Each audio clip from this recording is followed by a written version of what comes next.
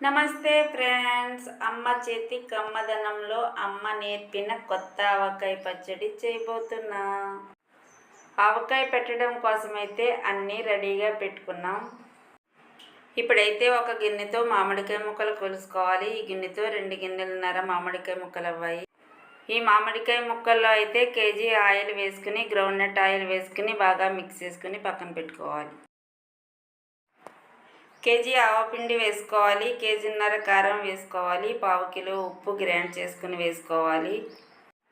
1 cup మెంతులు వేసుకోవాలి. 1 cup మెంతిపిండి వేసుకోవాలి. మనకు కావాల్సినన్ని వెల్లుల్లిపాయలు వేసుకుని ఇదంతా మిక్స్ చేసుకోవాలి.